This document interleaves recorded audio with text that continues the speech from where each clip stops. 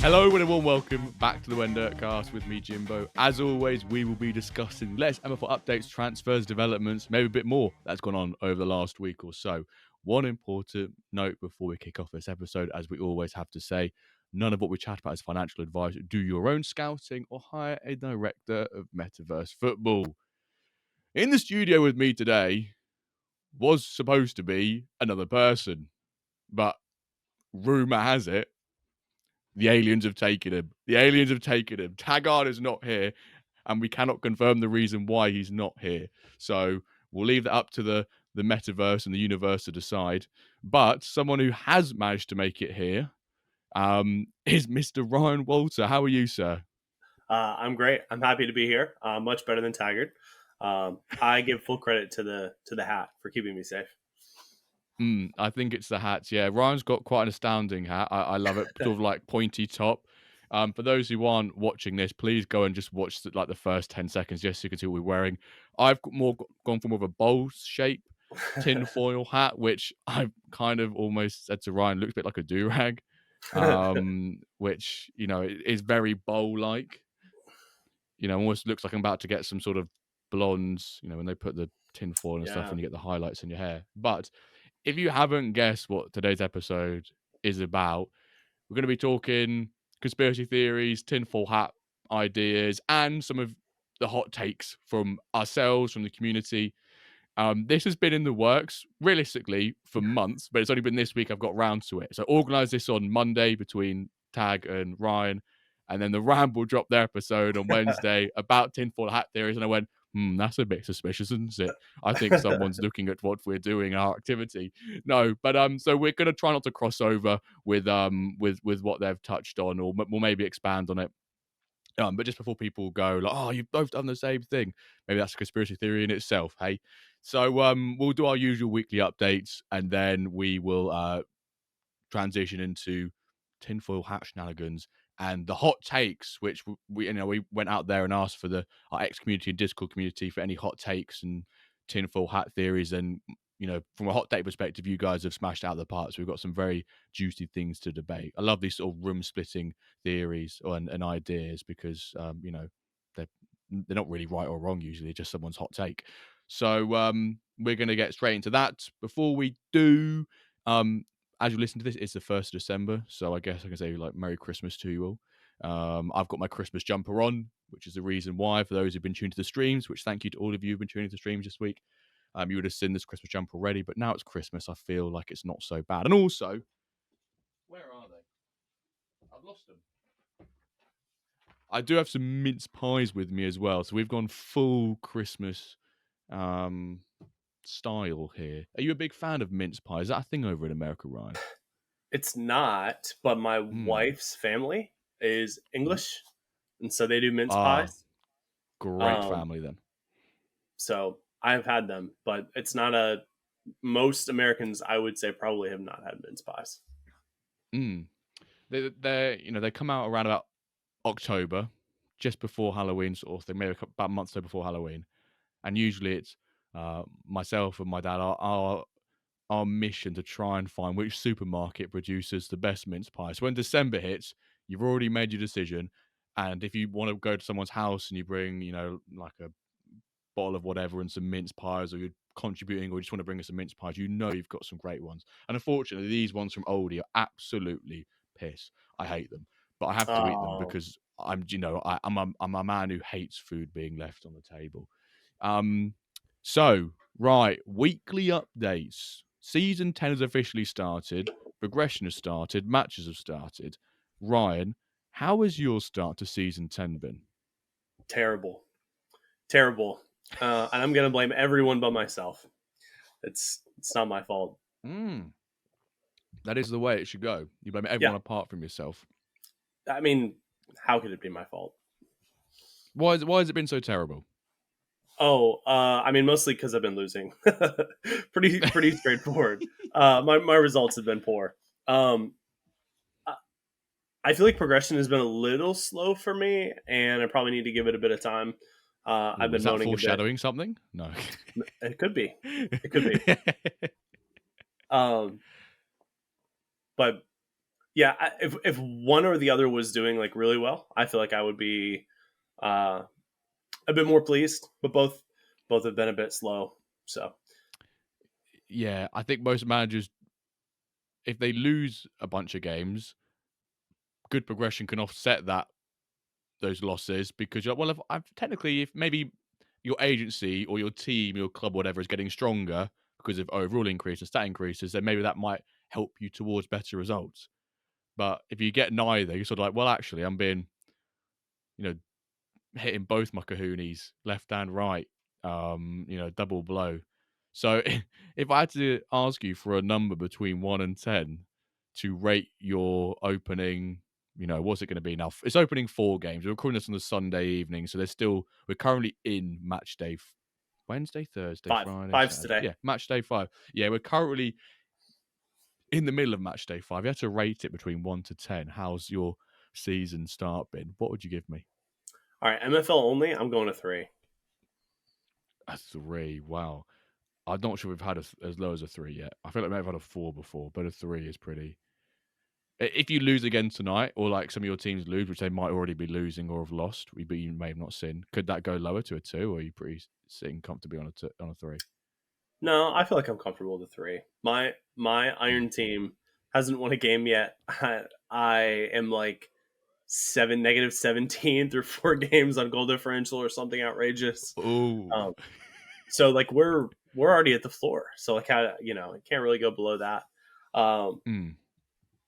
I did start with I think 3 of the 4 highest rated overall teams were 3 of my 4 Yep, starts.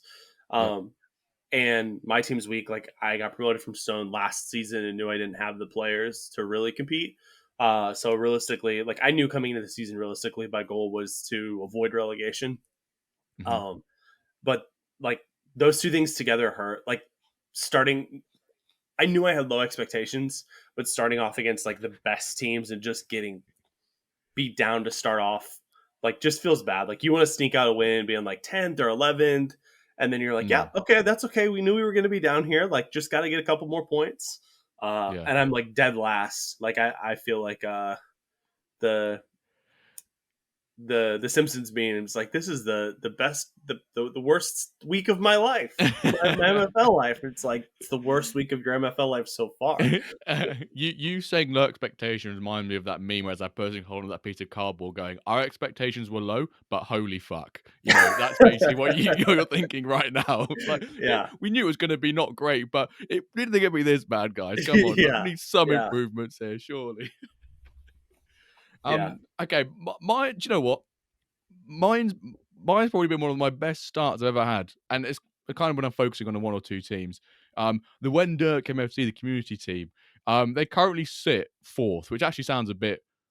Well, it is quite poor, actually. We've won 3, drawn 1, and lost 1. We lost our opening game. By the way, this team should be in the top 2 100%. Like, I think we get there by mid-season. If we're not on record now, if we're not top by mid-season, I'm happy to let someone else from community take over for the second half of the season. I think I've done a poor job there. We ended up drawing to a team in like the 93rd minute where we dominated them, and it's just painful. And I went, oh my God, come on. And since then, we've won 3-0, 3-0, 5-2. So I think that shows the power we've got in the side. It shouldn't be a Flint team, if I'm completely honest. I feel sorry for those in the league because when we drew that second game, I just went and bought a 70 rated right mid for like $10, and then the next morning they progressed to a 71 in training. So I went, oh, this feels even worse. But the big deal will sort of be, we've got the cups coming up now, starting tomorrow. So how do we sort of navigate that? Because it is quite a difference. We've got 70, 72, I think is our high 72, and then we've all then the rest of our starting 11 goes on about 63. So there's quite a discrepancy there between those two numbers. But a big thanks to everyone who has submitted play. I'm just going to quickly run through some names: Blade, Snake, Zuta, Hamez, Duff, Risu, Kev, Cuppa, which is Cuppa. I'm trying to think of the MFL username. Well, it's Cuppa, but I think Discord. Trust the Process, Gogut, Sellers, Rare Badger, Harmonica, Dollar Club, Jack Lloyd, Vogon, Laird, and Kev have all submitted players, all on a 4% flat rate, which is amazing. So that's the whole premise. We can sign 25 players, 4% each. You max out 100%. Two conditions: has to be Dutch or has to be called Dirk. So I think we're like got two Germans and they're the Dirks, which is ironic that this whole podcast, everything's named after Dirk Klaas, and who is Dutch. So, but Stone Club, I think they're probably playing right now, really, or might be about to. They are sat 6th. It was their first season of Stone last season. They came 7th or 8th. They're just sort of like the team that I don't really care about, like the middle child sort of thing. Speaking as someone who doesn't have any kids, so I really shouldn't be saying like the middle child because I have no experience of that. And I wasn't a middle child myself because there's only 2 of us. So, but they sort of just sit. They're 6th with 4 points. That's how. But they're 11-man league, which is a bit bum. But the flagship team, the Wyverns, are top. 4 win after 4 games. They've won 3, drawn 1. And the game we drew, I think, was pretty tough for those who watched the stream on Thursday. There was one highlight in the first half, and the second highlight came in the 75th minute. My first highlight was a disallowed goal, and then there was like 2 more highlights the rest of the game. So, in all honesty, the game went by in about 4 minutes. It was pretty dire. There was 0.58 XG in the whole match, and there was 2 shots on target in the whole match. 6 shots in total. It was absolutely dire. It was against a 5-back. So there you go. If any reason to play not to play a 5-back, it's because you get boring games. But we are 10 points after 4 games, and we've yet to concede a goal, which for a 3-5-2-B, the best formation in the game, some would say, I'm rather surprised about. I think we're projected 3rd or 4th, depending on which site, MFL assistant, crushed MFL stats, that sort of thing. So I'm hoping for playoffs at a minimum this season, after a really good start, which is unusual for the Wyverns. However, we've got the cups coming up now, and I have to rotate a few players. And I've got 3 positions. It's cam, left mid, right mid, where when I bring in a rotation player, the overall difference between that first and second player drops by about 7-6. It's quite a hefty drop. So my starting 11 is bang powerful, but when I have to rotate, so I'm trying to do it so when I can rotate those players, it's not 3 at once. It's like 2 or 1 maximum. So the best thing I have about my agency right now is a right back called, actually I can't, his name's Militon Aksenčević, apparently from Serbia. I packed him pre-season 9, and he was an 80 rated right back. He's now an 84 rated right back, but he's got centre back as his secondary position. And when he plays centre back, he's currently an 88 rated centre back. So he's very, very tidy as a centre back, which in a 3 is ideal because he's a right back, he's got a bit of pace, a bit of passing, a bit of dribbling, which when you combine those with a centre back is amazing. He's got 74 pace, which is pretty good for a 3-back centre back. 6'2", 74 passing and 74 dribbling, which on a player of that caliber is really neat. 94 defense and 84 physical. So I'm hoping he goes up, like pushes through tier gel this season, and then he goes up. And because he's 84 rated, not 88, he doesn't get hit hard with like training penalties or match XP penalties because he's still in that nice little band. But for me, enough of my rambling. Up the ramble, by the way. Then I'd probably go for like an 8. I could say that I tweeted about this record for the Wyverns. We've not conceded. We've not lost a game. I'm fully expecting us now to lose tonight. By the time you listen to this, we've probably dropped down to 4th and we've lost a game like 4-0 or something like that. But that is how the season has gone for me so far. Next thing we like to go to is a dev update. So a little bit of a long one this week as well. So sit back, relax, grab a tea, continue driving at a leisurely pace like you're doing. Definitely up to the limit.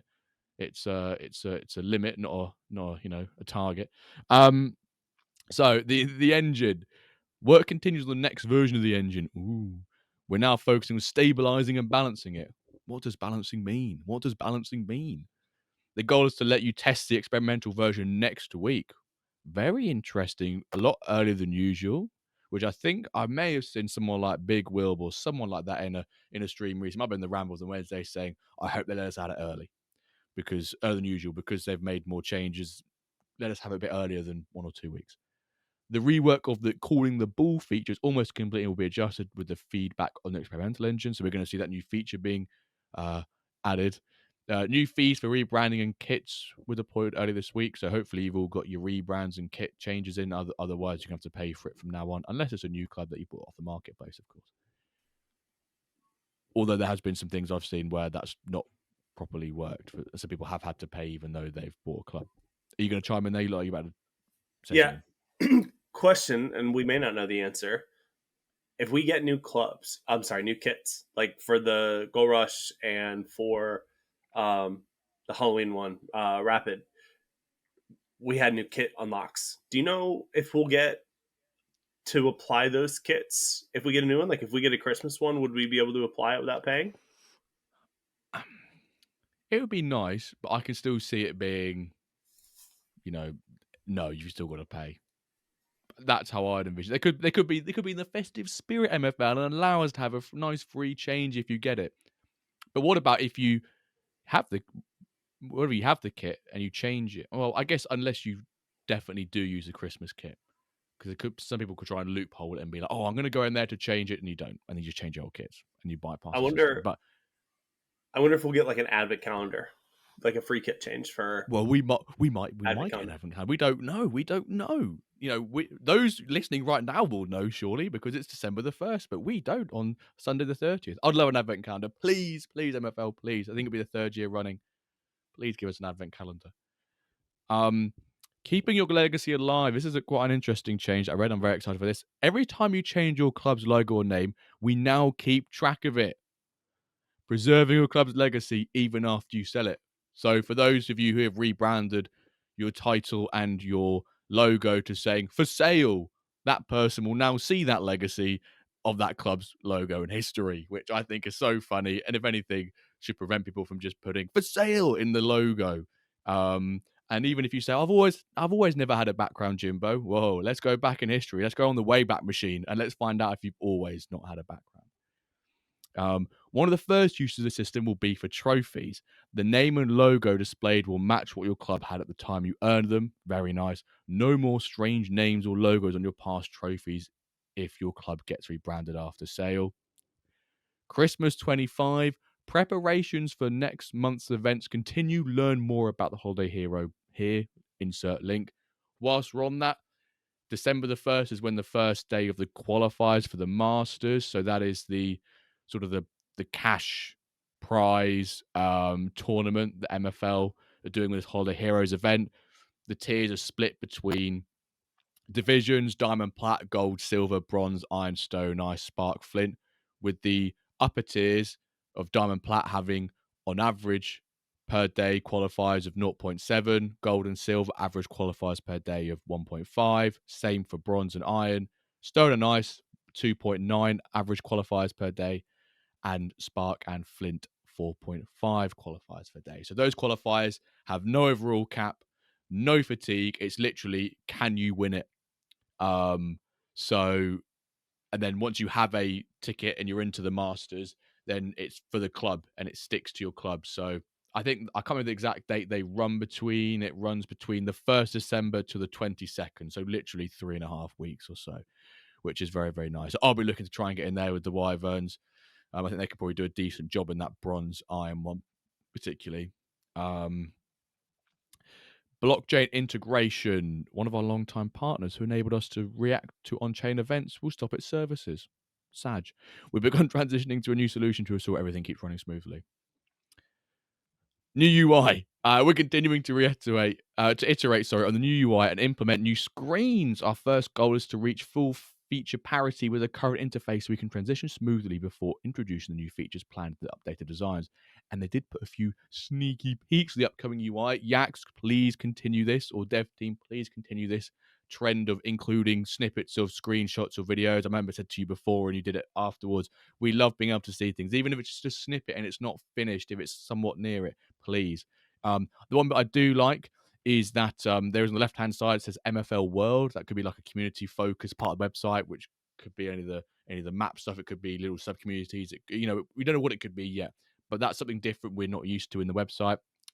So you get to see a little bit of a look as to what the current UI might look like. And then there's a new team member, Dan, at DMBLY. Joined the MFL team a few weeks ago. He has been working on the foundations of the new interface and implementing the upcoming design. I'll let him introduce himself. He says, "Hey everyone, nice to meet you." Nice to meet you too, Dan. Welcome to the team in MFL. I'm excited to have joined the team as a software engineer. I've been a long time so rare and Football Manager player, and that love for football gaming is what drew me to MFL. I think many people in here have done the same route as you. Also, I'm a Wolves fan. Oh dear. Which probably tells you everything about my resilience. No, he's got a fair point. Look forward to helping build the best possible experience for every manager and pushing the product forward. So first and foremost, Dan, welcome. Congrats on not being a PSG fan and actually making it to the team as well. There is a long-running trend of those who support French teams, particularly PSG, and being part of the team. Just unfortunately, you have to become a Wolves fan. But hey-ho, Norwich will see you in Championship next year. I have a question. Do you think they open the interview process with that, or do you think that's the last question, or when does that come up? Who do you support? When do you think that comes up in the interview process? I don't think he put your name at all. I think you just put which team you support, and I reckon they went, well, actually, we've got all these different clubs here and all these different clubs, and like your wheel behind you and my wheel here, they put their top 12 clubs. They just spin it, and whoever it lands on, they give a couple of interviews to. And that's how they dictate who they're going to pick. So there's no sort of bias towards names or anything like that, which may sound French or wherever they're from. It's just spin the wheel. It's basically just spin the wheel. I think that's the most fair. Or they just raffle it off. They just raffle off the interviews basically and just get lucky. Rigged. Definitely rigged. Too many PSG. Yeah. No, I agree. No, we joke. But Dan, welcome. We look forward to everything you do from a software engineer point of view and pushing forward the product. Any further additions from you, Ryan, for Garth Dev Update? No, that's a lot to unpack.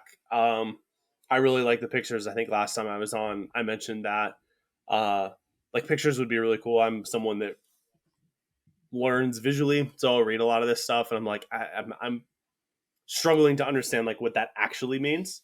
So pictures are fantastic, and then the new engine is really interesting. The test engine coming so early is interesting. We can circle back to that on conspiracy theories. We'll tease. So, the final bit I wanted to talk is that I waited up to see the trial clubs and how many there are. According to MFL Assistant, created by the wonderful Alexis, there is 2,787 trial clubs. However, Alexis, you may know the answer, you might not. Does that still count from last season's trial clubs? Because I feel like the stat does. I'm not sure. Is that now just new trial clubs, like an average over every? I guess if someone joins midway through last season, they've still got their full season this season. So maybe it does change, and maybe after, I guess, a maximum of just say like 11 weeks or so, it then drops the count. I don't know, but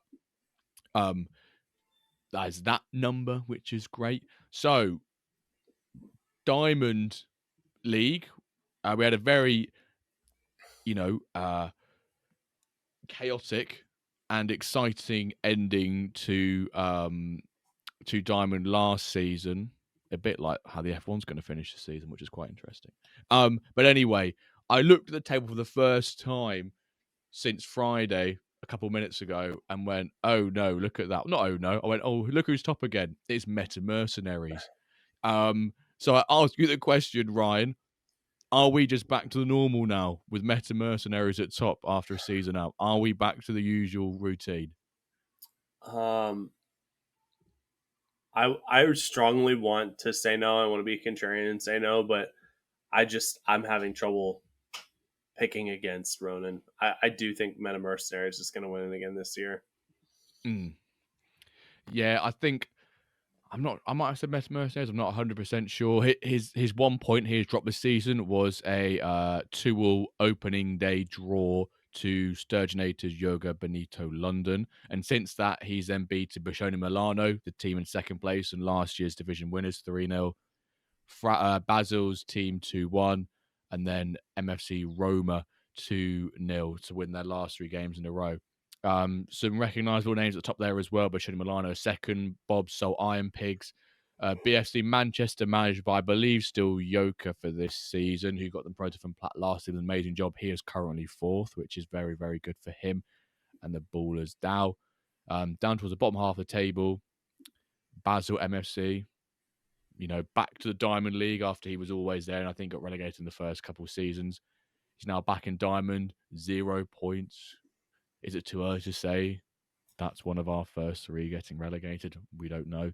Deportivo Quito, Finn, has won out of the last 4, opening 4, with a 3-0 win against Basel. So, he's beating the teams around in those 6-point matches early on. Probably one of the biggest shocks so far to the current order and proceedings in Diamond is Sid's Los Galacticos, currently only achieving 4 points on possible 12. Obviously, this could change because this is the awkward one where we get matches on a Sunday and we're recording before the matches start. So this whole table could chop and change. So feel free to skip this part if it has chopped and changed. So, yeah, is there any sort of standout teams or any, shocks in that table for you, Ryan, or is that as expected, you think? Diamond's so hard to predict. All the teams are good. Occasionally we'll have one team that really is a little behind the curve, which is harsh because the curve is so aggressive. But no, I mean, nothing really surprises me in Diamond because so many of the teams are so good. And I want to apologize to Sid. I had Sid send me his wheel.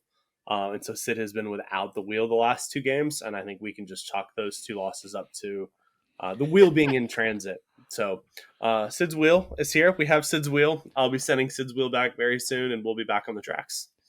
Is it actually Sid's wheel? Well, you'll never know. No, he can't be doing this. Can't be doing this early on. This is Jeff Bezos's wheel. It's still got my common packs and by the way, folks, I can't believe the odds. The house should be winning on this spin 66% of the time, and somehow I think I've spun it about 8 times and been given away 5 common reward packs off the back of it. These odds are definitely, definitely rigged. It's like anti-content creator riggedness. But thanks for those who've been enjoying the wheel. I think it's a nice introduction. We couldn't go into season 10 with the wheel coming back for season 10 at NFL. Need to have some physical wheels in the MFL for the community. Ryan, you've got yours in the back. It may not be Sid. We will never know. But I think what's interesting about the Diamond division, that top 3 currently is last season's finishing top 3. Yeah. So is that just because those 3 are the strongest? Do they have the biggest grasp on the engine? Is that what's happening here? So, I mean, it's going to be, this time next week we'll have another 4 or 5 games under our belt, and the division might look completely different. But the early signs suggest maybe those top 3 sites from last season have still got the hang of it this season. And is that because of the engine not changing from season 9 to season 10, and they've still got a grasp on it, and there's no major changes, so they can just keep going and expanding? Or is it because it maybe has or do they just have better players? So, time will tell. Ryan, so what you said earlier about, is it a shock about Metaverse? You think they're going to win the league again this season? Not again, but they'll just add it to their ever-growing list of trophy cabinets of Diamond. Yeah. Any other bold prediction who might go down or who might win the Titans Cup? I often like to say I don't think a team in the top 3 will win Titans, but this feels like maybe one of those where Warren doesn't win Diamond last season, doesn't win any trophies, and just goes, fuck it, I'm doing a double this season. I'm actually going to show up this season. How about Brian? Okay, yeah, sure, and Big Wilbert in the Titans final. Ooh, okay. So last season's winner with a new challenger in okay, yeah, sure. I think Big Will knocked out Brian in the semis last season, if I'm not mistaken. Oh, okay. And I haven't looked closely enough to see how they would end up matching up at a group stage or anything like that. So it may be an impossibility already. Well, if they're they are in the same group stage of the Titans Cup. That's crazy. They are in the same group stage. So hopefully, They well, they're could against go. 2 platinum sides, so maybe they will get top 2 and on different Yeah, sides of the if they go bracket, 1 and 2, maybe they end up potentially. on opposite ends of the bracket, right? Something along those lines, yeah. So All right. you never know. It could be on. You could be on. You've forecasted it before it's even before even checking out the groups and they're in your favour. And otherwise, unless Napoli and Buenos Aires come top 2, and then that prediction's straight in the mud. But I know the first matchup tomorrow as well, Tango versus Sao Paulo. So A preview of the final. You heard it here first. Right. So let's on to the next piece of agenda. It is market moves, and it's my weekly cry now to MFL to please fix the Airtable, because it's becoming increasingly difficult to find the splash of the week unless it's a big ultimate play and everyone talks about it in the chat and I can go find it, or unless you're a great person like Sid and basically admit that he is splash of the week, and I can go find it off the back of that. So without further ado, this is this week's splash of the week. And I've got to take Sid's word for this, if I'm completely honest, because there could be a bigger deal. But as far as I'm aware, doing a little bit of research, there's not. This is Stipo Nincevic. For those who've been an OG to the MFL world, you'll recognise this player from his OG days. Sold for $607, but there was a 91 cam going the other way. So Sid reckons it's about a $900 deal. This is why it's kind of, a bit of a reach maybe, but it's still got a lot of value to it. Stipo's a 96 rated cam left mid. He's 32 years old, Croatian.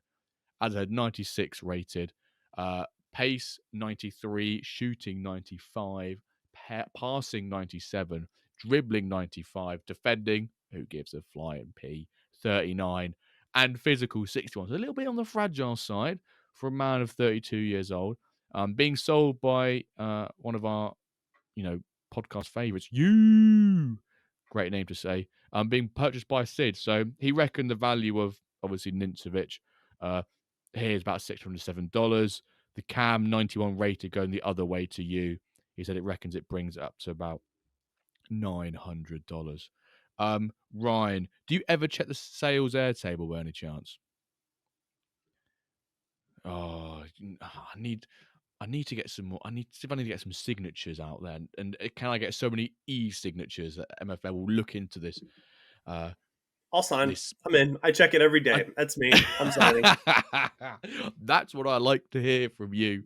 But please, Yax, if you're listening, I'm not sure if you're even aware of it being down or just, or what can be done, or if there is a possibility of being brought back up. I know people like Alexis and other websites have marketplace data, but it's nice as individuals to be able to go grab that as well. I have my own dashboard, which now the Airtable only shows between April, like the 4th, to October the 20th. It doesn't show all the historical data from 2022. And it seemingly happened when trial clubs kicked in. Is that not how it has any coincidence, but that's when it started to sort of go a little bit Pete Tong. But please, Jax, if you can, please bring back the Airtable. I just want to look at some market trends and sort of maybe see if what I'm thinking in my mind is actually right. So just don't have to completely theorize it with conspiracies. Maybe we can actually quantify it as well. You look at the analytical side of while it's broken, and I'll go to the dark web. I'll find out the truth. I'll get back to Maybe us. that's where the Airtable actually is now. It's in the dark web. You've got to use like the Tor to access it, or whatever the kids these days use to access the dark web. So next on the agenda, we have the IRR MFL, and I've got a little short and sweet one here. Norwich actually managed to win a home game this week. But you're thinking, hang on, Jimbo, where's any relation to MFL? Well, that's because me and Mr. SUFC Blade had a bet going into the game. He was like, I bet you QPR beat you. I went, no way, mate. We drew to Oxford on midweek. Yes, we conceded the 95th minute. But just from the eye test, I could see we were a much improved team under our new manager. And I back us to win at home. We won 3-1. He sends me an uncommon reward pack. Lovely jubbly. $20, put it in my pocket right now. No, I open the player, and it's like a 73 rated 25-year-old centre mid, which you're thinking, oh, that's pretty decent. He's a one-trick pony. He's got like 85 passing, which has bumped up his stat like all the way. But at the same time, Snake has gone, before the game as well on Saturday, I don't believe, Jimbo, that Norwich will pick up any more than 8 points between now and the 1st of January. Okay, you're having a laugh, mate. I reckon we can pick up at least 10. So we've gone for an over under bet for an uncommon reward pack as well. If Norwich get less than 8.5 points between now and like the 1st of January when we next play QPR, I owe him a uncommon reward pack. And if there is over, he owes me an uncommon reward pack. Lo and behold, we won the game, 3 points. We only need 6 points from 6 games. Definitely doable. Snakes are already gone. I might as well buy the pack now. So, rule one of betting is never bet on your own team. But there is a disclaimer there. Sometimes you have inside information about how the team is going. Everyone just looks at the stats. The easy saying, facts don't care about feelings. But sometimes the eye test the stats can deceive you about what is the eye test. But it's a bit like the engine as well. With XG, I had loads of XG, I should have beaten him.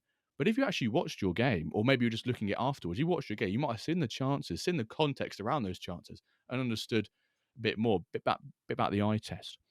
So basically, what I'm coming down to is the correlation between IRL and MFL here is that I might be on course to win 2 uncommon reward packs off the back of my lovely team Norwich. It's like taking candy from a baby. It's too easy. Yeah, and it feels even sweeter that my own team, if I win, basically, I'm in a really good mood because my IRL team's winning. Like, I came back from the win. My girlfriend and I painted the 2 coats on the bedrooms this weekend. I went out for a run at 7:30 last night. Did a cheeky 8K. I was like, "What is going on here?" I just had a lot of energy in me. I just felt really good because we hadn't won a home game for 210 days. That's fucking why. So maybe there's a stat out there somewhere. Which team has the longest losing streak in MFL? Maybe that's a stat we could have on the website just constantly. Who's currently the shittest team in MFL has not won an X amount of time? Might be your teams this season, Ryan. I was gonna say, I think if I keep preaching the word, preaching the truth, it'll be my team. We'll come back this time next year. Won't have another win. Let's think about some of sort of American football here, not the actual American football, because you guys have, just celebrated Thanksgiving. I know a lot of sports take place over this week. Do you have Thursday and Friday off, by the way? Quick question. Do you have Thursday and Friday off for Thanksgiving? Most companies do. I did not, but we set up kind of a unique schedule for us. So, we rotate. There's a group of us that all kind of hold the same job title around the country, and we support regionally.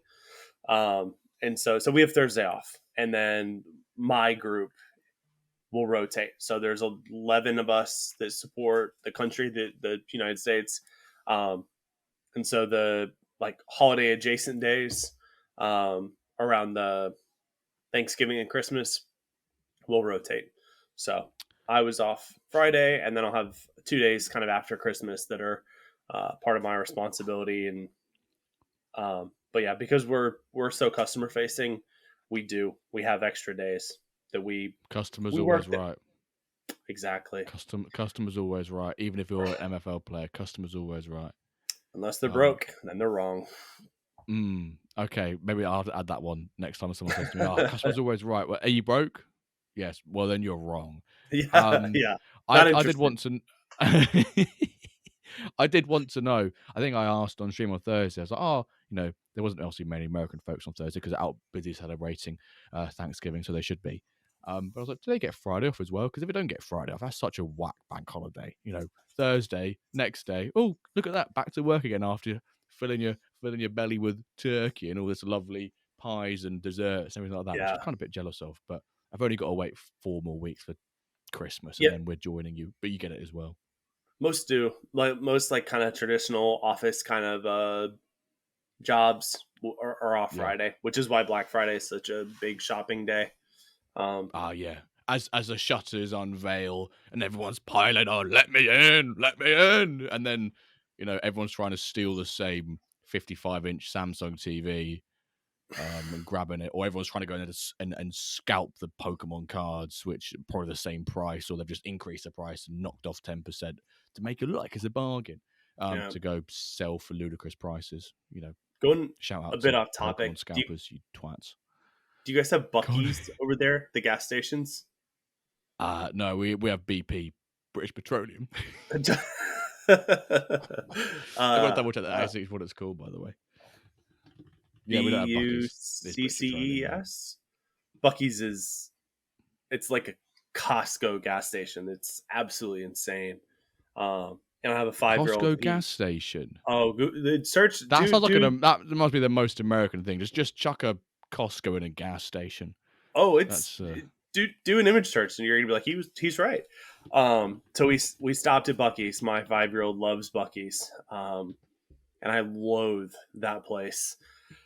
And Black Friday, I was trying to get a chicken finger and fries basket, and it felt like Black Friday. The people were like hoarding and like screaming at the staff. They're like, "We want more chicken fingers." I was like, "Oh no!" And I had to get in there. I've got a question about this Bucky's place. Yep. Do you pay at the pump or do you go in and pay? You can pay at the pump. For the fuel. Yeah, okay.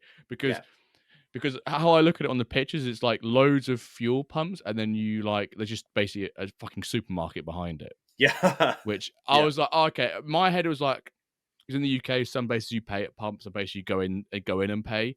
Yeah. I had the vision of you're going in and paying, but it's a massive supermarket going in and paying to, which I thought was crazy. It's still kind of crazy, to be fair, looking at it.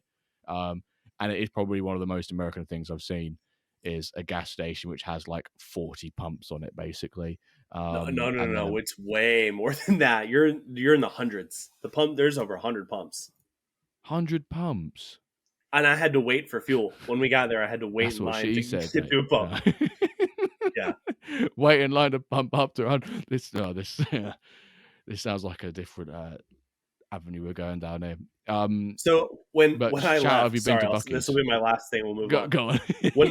when I left to get back to the highway to go home, was left, and I went right because traffic was so bad. I told my wife, I said, I don't know how long it's going to take us to get back going the right direction, but I'm not sitting in the traffic. We went 2 hours back through backwoods through North and South Carolina. 2 hours. 2 hours. How bad do you want to go to a Bucky? Surely there's another fuel station somewhere you can fill up at, or is it so tendies or whatever they were? I think it would have taken us at least 30 minutes to get back on the highway. And I did a little bit of math. I think it took less than 2 hours. well, hold on. So we were heading towards home. It wasn't 2 hours of wasted time. We were heading north towards home, but it was like backwoods, back roads all the way home. So it was an event. Right, I'm gonna announce this week's hashtag. Hashtag whatever fuel station you use the most. Do you use Bucky's quite a lot, or is it a treat? It's about 2 hours. This one's about 2 hours from my house. So like when we do road trips to go down to the in-laws, we stop.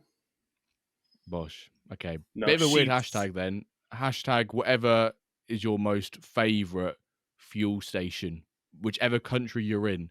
The cheapest in England, usually like a Tesco, on Asda or Sainsbury's. So I might go like a hashtag Tesco. Whatever is your favorite and your go-to fuel station to go fill up your car. For those who don't drive a car, what would your favorite gas station be if you were to go fill up a car? Ryan, what's your favorite gas station? Quick one. Oof. Probably Sheets. Sheets is probably the Sheets, like bed sheets. SHEETZ. SHEET. Man, what are these names? Sheets. Sounds like shit. Sheet, man. That sounds like someone in an English accent saying like shite or shit. Fucking sheets, mate. Like a Scottish person saying a Scottish person saying shit. That's sheet. You're never going to be sponsored by them now. You better hope that British Petroleum picks you up, because Sheets won't. Oh, if British Petroleum picks me up, baby, this pod is going places. If BP comes and picks me up. You've got the right colors. You're on theme. Yeah. BP is like a main green, a little yellow, a little bit of white. Yeah. If we can get backed by BP, then we are going places. Hashtag BP. I always love BP. Definitely not overpriced. Right. Anyway, let's get back on track before I hear and see visions of Calver in my mind about timings and agendas. the topic of this episode is conspiracy theories, tinfoil hats, and hot takes. So we're going to start with the conspiracy theories and the hot takes and tinfoil hats, hence our hats. Mine's more of a beanie do-rag, and yours is actually like a bit of a cap. And then we're going to the hot takes, which for the most part are from the community, and we're going to debate those. And then the question from young Eric, our guest from last week, I'll present to Ryan, and he will answer it and then give his own question for next week's guests. That's right, multiple guests on next week's episode. I would like to preface this part of the pod where this is all a bit of a fun here. We may have some strong opinions on hot takes or conspiracy theories, and for the conspiracy theory and tinfoil part, we do understand that most of it is complete nonsense. But I think it's quite nice to sort of say some of these things and talk about the engine progression, those sort of bits, and it's all a bit of fun at the end of the day. Hence, we've got our tinfoil hats on when we're going to speak about it. So when you next hear from both of us, whether it be on Ryan's Meet the Manager or on the streams, I will take this off. And whenever we want to go into conspiracy theories on any of our content, I will put my hat back on so people know for a fact. Such as things, oh, the engine, does it change? Well, just look at the engine number and you see it doesn't change. But it's not about that. So, Ryan, would you like to kick us off with a not a hot take, sorry, a tinfoil theory, a conspiracy theory. You're a man who I know yourself and Taggart. Tag's been messaging me for months. I think when I had you on as a not meet the manager, sorry, stealing your line there. For a manager spotlight, we touched on it a little bit, but we also we're going to do a designated episode on it, and that's what I wanted to bring you both on. Unfortunately, Taggart, for whatever reason, cannot make it. Go on, kick us off with a little tinfoil hat idea or theory. I want to start. You said your tinfoil hat's coming off. I want to say until we get proof of life from Taggart, mine's staying on. Better safe than sorry. So, wow, yep. That's a good thing. I'm working from home tomorrow then. Yeah. If you're out there, Taggart, proof of life. I want to make sure you're safe. My first conspiracy theory is that Ronan is not a real person.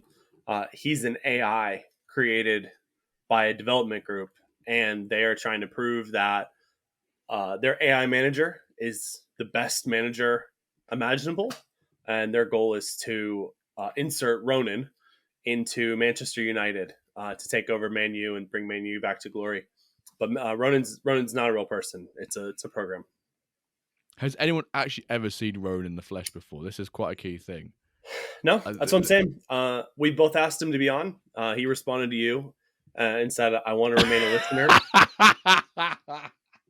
And if you think about what AI does and what AI does best, it listens, collects data. It doesn't make an appearance, no flashes. It sits back. So I mean, even when you look at Ronan's bio, it says Ronan earned most of his money in the wild west of crypto before losing it all like a noob.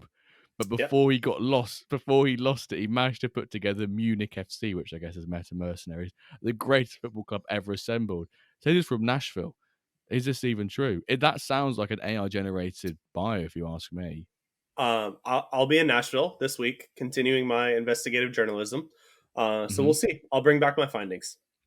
Please let us know when you're on the ground. I might have to tune into you live from Ryan in Nashville. I found Ronan. Just pans to a data center. Found him. I think I'm going to start at the Batman building and then work my way south. I think that's my plan of attack. But yeah, definitely don't think Ronan's a real person, but we'll see. We'll find out.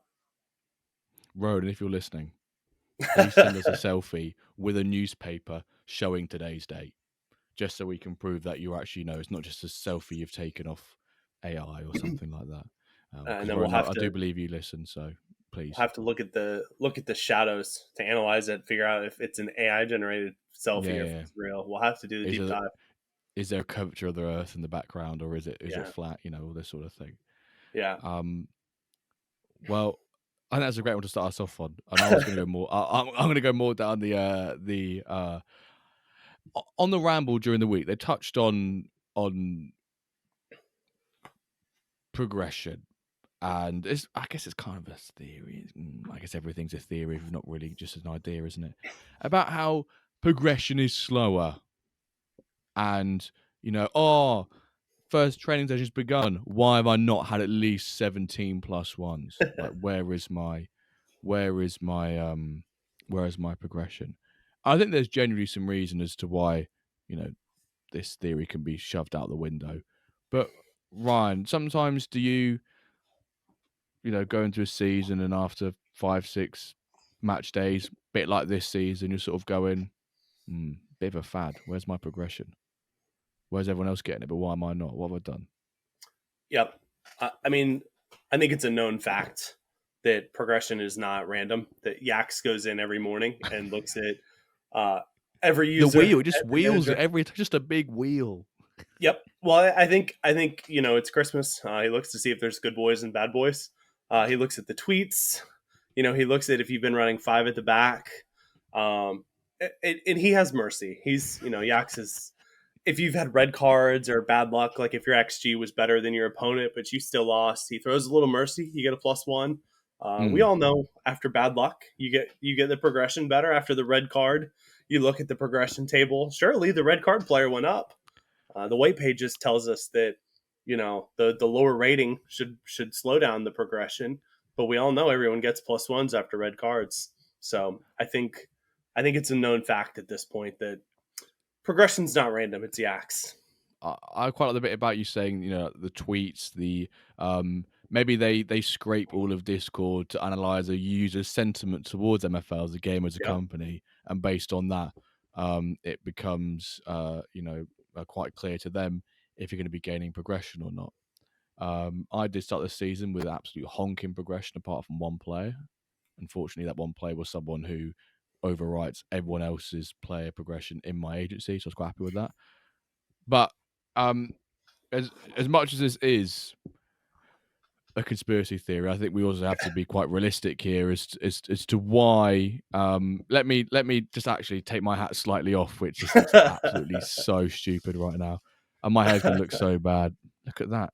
Look at the mole. You Wow. can't actually see the inside because there you go. But when it comes to progression, folks, there's a lot of people's agency, especially those who are OGs or been in the game for say 7, 8 years or so seasons. Players get older, and we know that as players get older, there's a chance they've gone past their prime age. They've only got 20% of progression left. I think once a player hits 31 or 32, there's a negligible decrease in XP earnings. When they hit about 35, they earn up to 50% less of XP across a season. So, of course, when a player gets older, there's a chance they're going to be earning less XP to contribute towards progression, but also there's a reduced chance that they have actually any potential left in their card, in their player, to actually gain anything. But saying all that,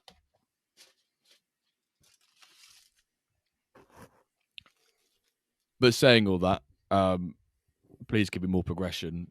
I think there's not enough of it. I think there was theories about if it's, is it more backloaded, end loaded the season, which prior to season 2 or prior to season 3, it was actually front loaded slightly, I think. Ooh, was it? Or was it backloaded? Whatever. They've made it equal now. And for those people in the, not in the know, who have looked and counted all the training sessions, there are 28 training sessions this season rather than 29. So what does that mean for your progression? You just get more each training session, basically. Nice and easy. Bang, you just get more. So I'm as much as we are doing with a tinfoil hat, I think maybe a couple of them we have to just sort of say, this is why it's a hot thing across the community, but actually this is why I'm gonna take a tinfoil hat off. This is not a thing. So hat off. Serious question. Well, take it off. Let's take it off then. If you're going to be serious about it. I'm afraid it won't go back on. And my hair looks terrible too. So they talk about XP, right? Like the players gaining XP from games, players taking XP from training sessions. Do you think there's like a back end number that gets filled up? Like, do you think it's like let's say hypothetically a player's rated 80 and they need, well, I guess it would probably be by individual stat. Let's say that like the passing stat is 80, and to get to 81, they need like 1,410 XP. Do you think that bar fills up like a little bit every single day?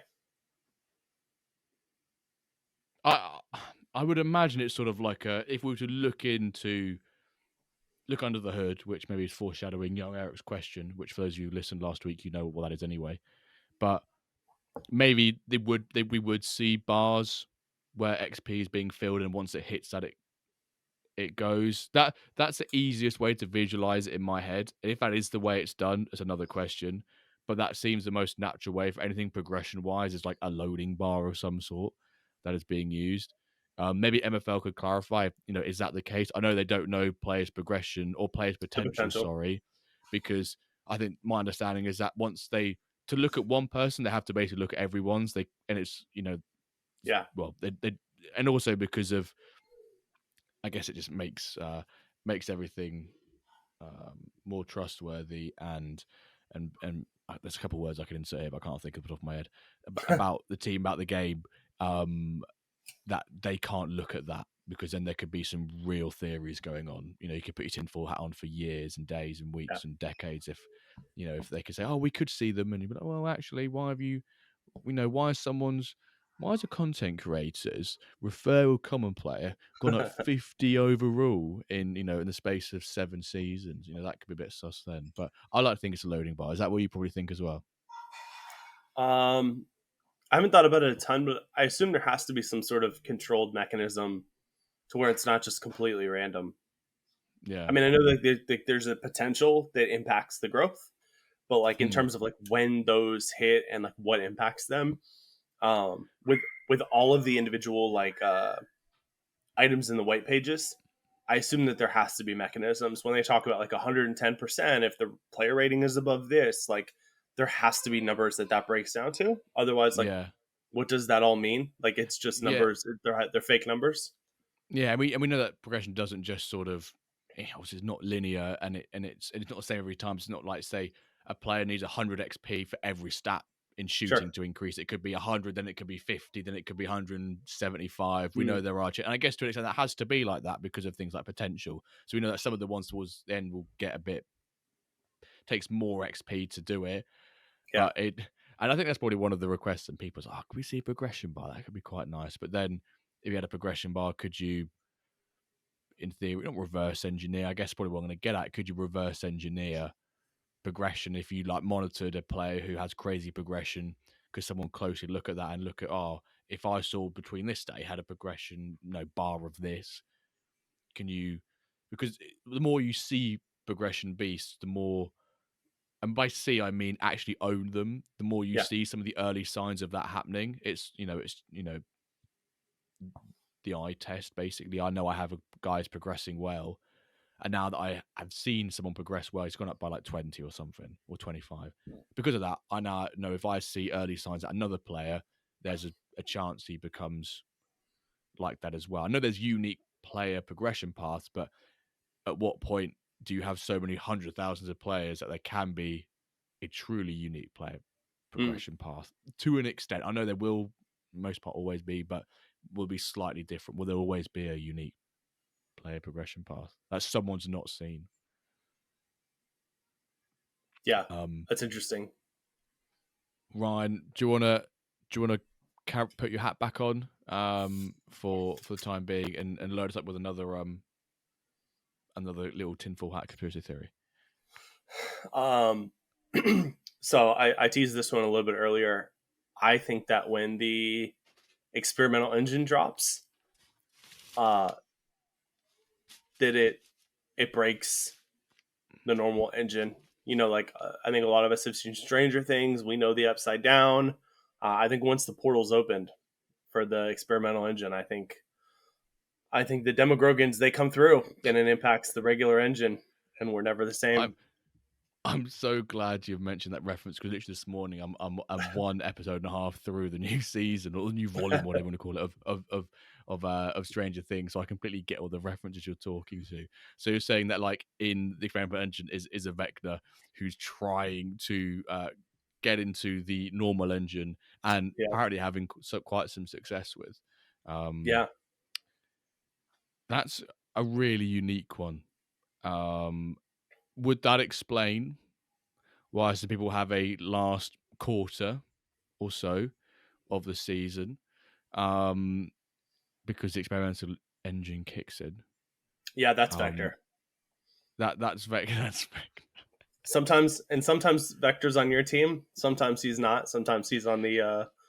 Sometimes he's against you. Sometimes you're 11 and Victor's just out to get you. Is this a conspiracy theory which you've had for quite a while, Ryan? Is this one that's come up recently? No, I've had it for quite a while.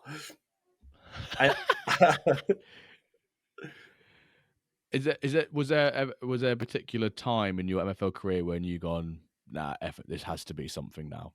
This has to be, there's some legs to this now. I think, I wonder how much of this is confirmation bias. Let me take the hat off. There have been times that I've seen, like, when we come back, when the experimental engine comes in, I feel like I've seen animations that seem different, like certain pass animations or like defensive animations that feel a little bit different. And there's been games that I've felt like just the flow feels different. Like if I'm running a certain formation, like the flow has seemed pretty similar. Like one of the things last year that felt pretty consistent for the Raleigh team was that when I ran the 4-1-2 and 2 wide, like a lot of the goals were coming from like certain behavior down the right hand side. My right mid had really good passing, and a lot of times he would sweep a ball back across to the left sided striker. Like I felt like there was a lot of like kind of similar repetition in the way that we scored goals, and that's been consistent like season out and season, that you'll kind of get like a feel for like how the game flows.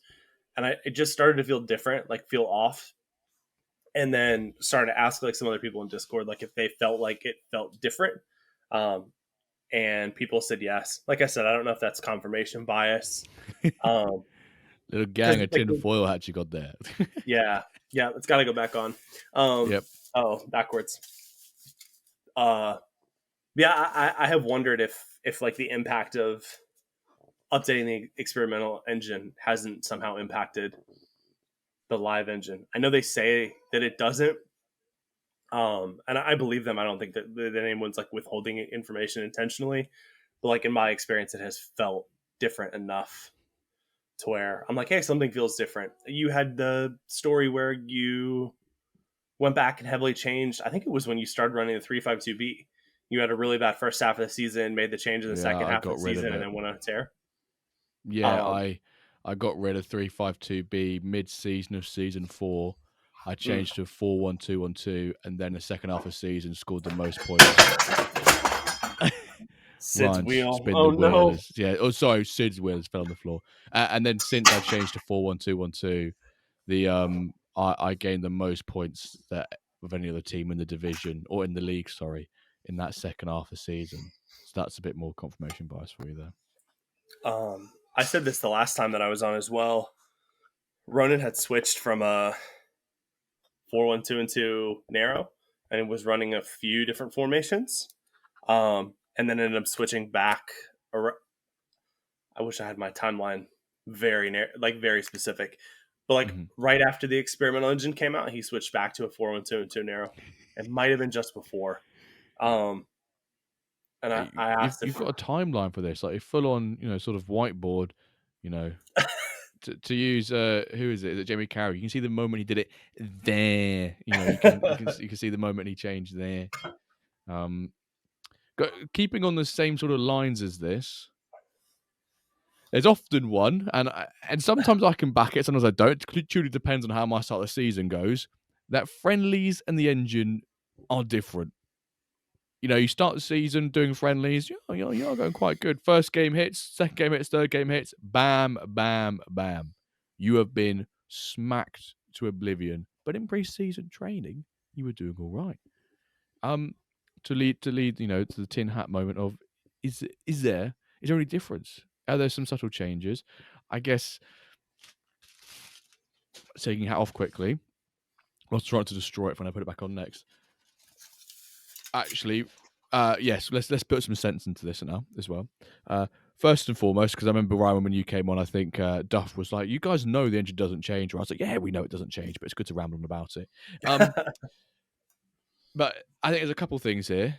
One is that I remember doing the experimental and people felt like it did because the experimental in was still being worked on until about 4 or 5 days before the season actually started. So there couldn't be that change there where if you had done pre-season, locked in your formations and settings and tactics, and then moved, and then not done any tactic or not done any matches before the first game of season, that could feel like a shift to you.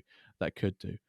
Secondly, I think people just run dud formations in pre-seasons. I know, for example, SR Monkey mentioned this on their stream on Wednesday in the Ramble. He was like, I just play a dud formation and tactics to everyone who plays against me. And I was like, smart. Although I probably forget to change that when it comes to my own pre-season friendlies. Do you ever feel that friendlies are different to regular, or do you sort of back the reason I've just said there? At times, and I go back and forth on this. My heaviest opinion is that the different tactical setups within the same formation are different enough that it feels different. So like if someone runs a 4-4-2 and you're running friendlies against them and you're having a lot of success, and then somebody else runs in 4-4-2 and you lose, and you're like, oh, see, they're different. It's like confirmation bias around that. I also think some formations can play on like a wider array based on tactical adjustments, and some stay more narrow. Like the 4-2-3-1, I tend to feel like the like array is more narrow than like a 4-4-2 for me feels like a wider array. Like if you run like certain tactics on a 4-4-2, like it may play really poorly, and then if you change them completely differently, like it may play really well. Like I feel like there's a very wide range. And I feel like the 4-2-3-1, no matter how much you kind of tinker and adjust things, I kind of feel like the shape feels very similar, or more similar rather than like a 4-4-2. So I think part of that is like formation, like how differently can the same formation play. And I also think that it's confirmation bias. Like there's two like teams, like if one team's not like a heavy favorite, like if the two teams are pretty similar, the outcome variance is pretty broad in MFL. Like I've run friendlies and run like 6 friendlies, and then like drawn twice, won twice by a goal, and then lost twice by like 4 goals in each game. And it's like, okay, there's like losing by 4 goals twice 33% of the time, and then winning twice and drawing, like that's a pretty sizable array. And I've seen that like in back-to-back games. I'll win by 5, not change anything, run it back immediately, and lose by 5.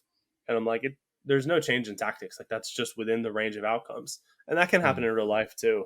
I'm pretty sure that somebody won 7-0. A Premier League team won 7-0 in a season and lost to the same team on the split. Now, there may have been tactical adjustments or player adjustments there, but like that can happen in real life. Like we can see arrays of outcomes in real life. But I think that's why people think that the friendly engine is different. Yeah. I guess ultimately as well, people just try out a bit when it's in the leagues as well. As much as, can you try hard in MFL? Yes, you probably can. Yeah, but to play devil's advocate against that, there are teams down in Spark, Flint, and Ice that you can see they're not. Like in the higher levels for sure, like silver, bronze, iron, like you can see the changes. The counterpoint to that is like very clearly in Ice and Spark, there are teams that don't, and there are some that do. Like I'm not throwing all Spark managers under the bus, but like you can clearly see like somebody may have 8 teams and it's their Spark team is just where they burn their lowest rated, and you're like, they're not putting in effort. They've run the same formation with the same tactics for 7 seasons, and like they may have an iron team or a silver team that they do, and they're very involved. So I think it's harder to create that argument and say like, well, managers care more, during the season, because like some teams clearly don't. So, I I get that argument for some teams, and I agree completely. But like that, you can see for sure some managers just aren't. Ryan, We're back on. as a content creator of MFL, like myself, do you believe in content creator luck?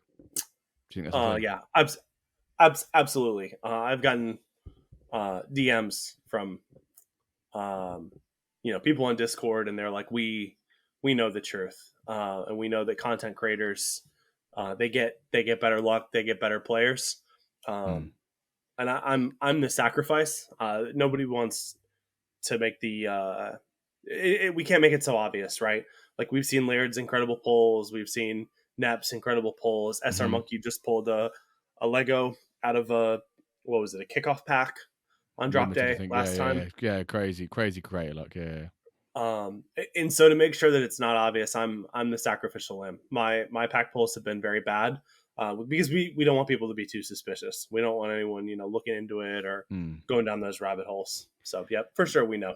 Maybe that's the reason why Calver has had poor luck on his Dempsey progression, because he's taken paternity leave from the WenDirkCast. Maybe if he was still here with us today, he would be actually be gaining progression. And saying that, I've actually not checked his agency to see if any progression has occurred for Mr. Dempsey. For those of you who want context here, he purchased him for $500. He made a whole YouTube video about it, and he's not gone up a single stat since then. So He made it too public. I mean, Dempsey would have been the first 99 in the game, and then he put a YouTube video out, and they're like, can't have this, can't have it be so public. So they had to nerf the progression on Dempsey. Yeah, I think, and it was Rory in our Discord who said does streamer luck or just content creator luck exist? Or he believes it does. But I'll just set that off slightly for a second. This is a bit of a silly one, really. I guess the obvious one is that there is no luck. The second one being that for the most part, people who are content creators open quite a lot of packs. Sometimes, I don't have the biggest MFL incomings or outgoings when it comes to MFL. Not like a big wheel earning of a 3 million or so a season to earn enough packs, but if you do have a good progressing player, you're most likely to shout about it, aren't you? In Discord or Twitter, who posts like, here's my stinker? Maybe Calver, but I've not seen Calver post about Dempsey since he purchased him on a $500 whim. But if you're someone, is it Varela from Josh XL's a couple of seasons ago had crazy progression? If you've got crazy progression, you're going to post about it. You're going to flaunt about it. Maybe is that the reason why? Maybe it's just a little bit of an easy way out for people. Not that I actually think people believe it. People do believe it. I think they're mental. But I think in a game like MFL where it's purely randomized, then it's just luck. But maybe there are other games out there where content creator luck does exist because they can target things. Dempsey has not moved still. Shock horror. His reasoning was, I think, because he didn't play season 3 and season 4, he's got 2 seasons of less progression in him, so he can try and recover that. And he bought him in season 5. He went up in his first season to an 84. Bless him. He could be this particular individual player that just only goes up by 1. Great logic. Calvinator basically said, hey, we didn't burn any fuel in season 3 or 4, so we've got extra fuel. What he didn't know is that the tank was already empty. That's why we didn't burn any fuel in season 3 or 4. The tank was already empty. The tank was running dry. It had been a Bucky's or Sheets to get up his. Yeah. He'd been to what's a really bad fuel station in America? Just name a. Is there any bad ones? Or you don't want to ruin your own sponsorship for Meet the Manager in the future. Yeah. I don't want to ruin your BP sponsorship. So. Right. Is there any other tinfoils you want to mention before we hit into some of these hot takes from the community? Season 10 is a new engine. We've been lied to. It's a social experiment. It's an IQ test. Just trying to figure out, who are the knowers and who are the followers. And the knowers know that season 10 is a new engine. It's a brand new engine. And we didn't really repeat. Why would we have repeated? We've never repeated the same engine. So, No. social experiment.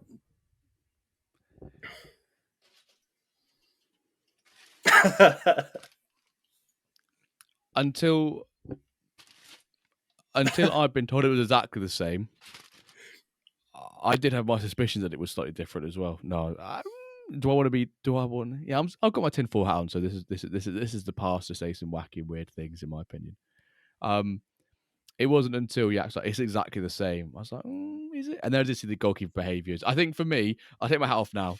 I saw the goalkeeper behaviours, and that was a clear certainty in my mind that it was the same engine, basically. I was like, oh, maybe could there be some things slightly different? Oh, no, my keeper still decides to do a completely pointless thing and give the ball away and end up conceding a goal. But, we'll say it again, the obvious thing here is the engine numbers don't change. But I think I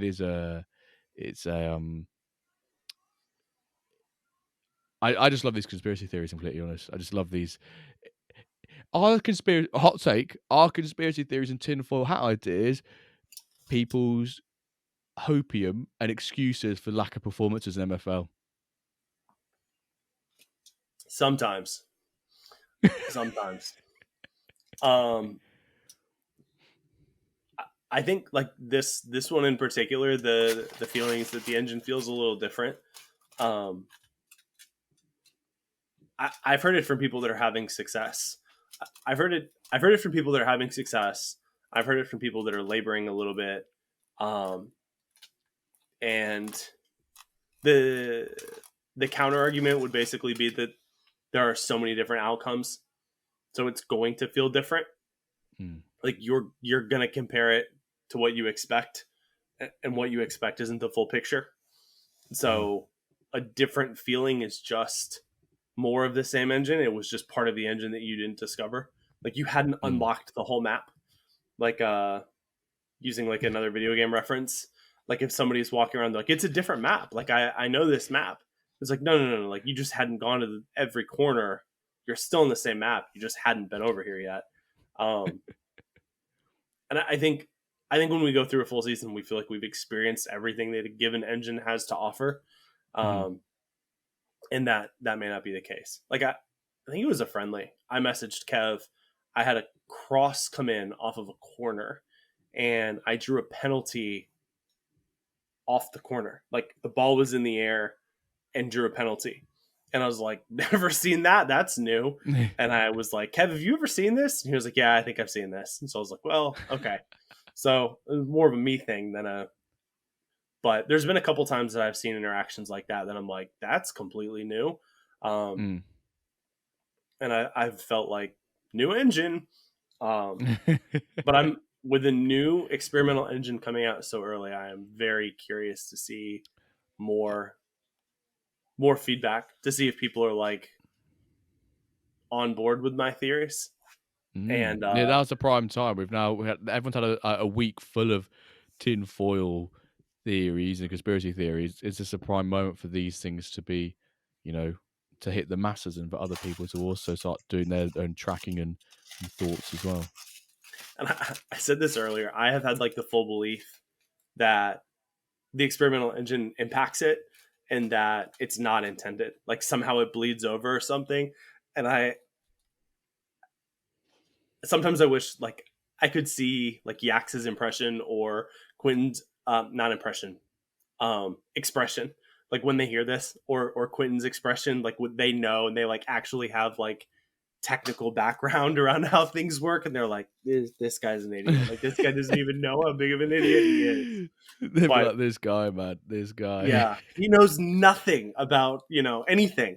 Yeah, they're gonna have in the background, and like they're gonna have some sort of like support system or customer experience program or whatever, and it's gonna be like all the managers gonna have you with a little tag next to it going conspiracy theorist, like challenges everything, like overthinks, challenges, conspiracy theory, all that sort of stuff, all the above, and it's like little note saying like just take this with a pinch of salt, you like that sort of thing. If my picture wasn't on the wall before, it will be now for sure. Right, let's get into some I got some hot takes here. So as well as some of these tinfoil ideas and theories, I wanted to get some hot takes in it. So whether these are sort of, when people say, "Oh, unpopular opinion," but bang, or an opinion that sort of splits the room, or something along those lines. And I wanted to get the community's input in this. So thank you to those of you who have sent in suggestions via X or Discord or any other means. Each week we do welcome in questions about MFL, about anything really. Maybe not therapy and financial advice. We'll stay clear of those. But anything else MFL football related, please come in into our Discord, which you can find all the descriptions and show notes below. Come into the podcast discussion general chat, send in your questions, come onto X, send in your questions that way. And our first one here comes from iKenny, who said leagues should be randomized every season to stop one being stacked compared to others. Ryan, what's your take on that? I think we talked about this last time I was on. And I had mixed emotions then. I still have mixed emotions. I like the idea of creating a little bit more balance throughout the league so that you don't have like big stacks. But also like the concept of rivalries and like breaking up some of those rivalries feels disingenuous to the sport.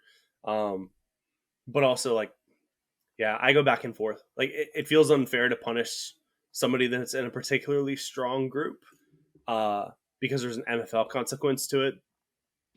But the balance to that is the cups are balanced. Like the cups are rating balanced. Yeah. And not every third division in the world is equal.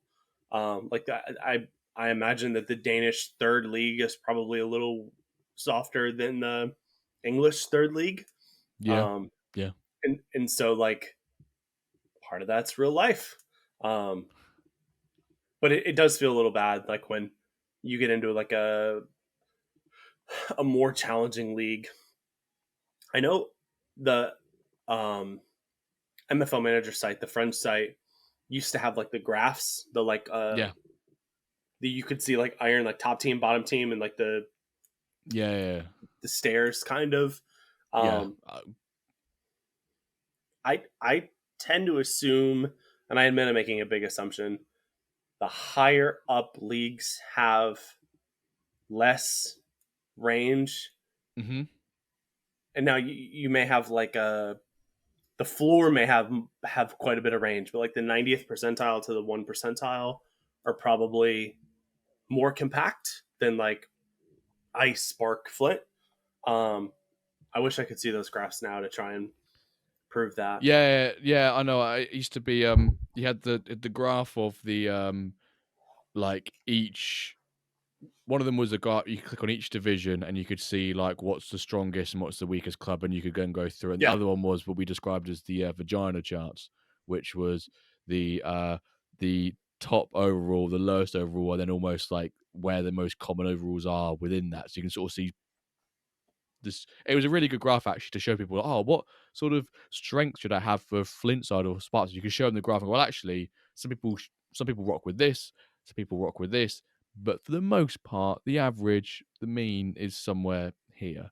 When we spoke about this last time, I think I was like, I wouldn't be against like every 10 seasons, but then 10 seasons because it's far enough that like it shouldn't make an impact in the long scheme of things. But then in my head, it's like too. If you're doing it every 10 seasons, then what's the point? Like, what is the point? You're talking 1.5 years, 1.25 years. What's the point? And I think I would feel that if you were to maybe like 6 or 7, just like once a year, if they had to go down the route. But from someone who's in bronze, that's sort of like my flagship team, is I quite like, I know that if I get promoted, I could play against SR Monkey, and if he gets relegated, play against me. And below me, I've got Quinny. And below me, I've got Calver. I sort of like that and the rivalry that's created, because I think that's sort of like a bit of an underrated thing in MFL is rivalries. And Yeah. And I mean, I asked that question to young Eric last week. Just a quick one to you, Ryan. Do you have any sort of rivals, whether you've communicated with that person that they're your rival, or do you have anyone you match up and you go, oh, fuck's sake, I've got to play against them today? A lot of my teams are lower down, so there's a wider pool. When I run friendlies, I keep running up against Johnny 00, who I've had on my manager. Yeah. And it's happened several times that I'm just clicking find match and it pops up and I'm like, I recognize that logo. And then it's another one of his teams. I think we ended up in the one of the cups against each other. Um, and yeah, I ran a weak side against him and stole a draw. It was like the last match of the cup. We had both settled the league who was going to finish first, second, third, so it didn't impact anybody else. But kind of feel that against him. Kind of have that like friendly rivalry when I see his team pop up, and I think he's a quite good tactician. Tough word. And so like getting wins even in friendlies against him feels like okay, this is set up pretty well, or I'm giving myself a decent chance because I think his tactics are solid. Mm. Mm. Our next hot take is from Trust the Process, who says an MFL version of American football would take off in popularity faster than this S version of the game. S being the S word for football, not saying shite, by the way. Just for those who may have think that I was bleeping myself. What are your thoughts on that? There was an American football version of MFL. It would take off quicker than MFL itself has.